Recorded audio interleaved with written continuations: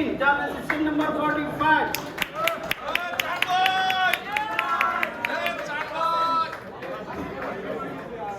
Public secretary হিসেবে আছে MP Mizanul Haque Chowdhury, যার registration number 225।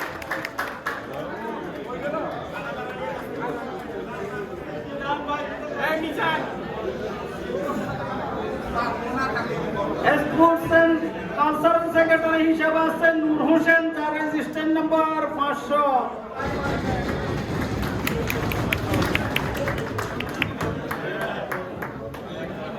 Social welfare secretary হিসেবে আছে মোহাম্মদ শাহ আলম, যার রেজিস্ট্রেশন নাম্বার 260।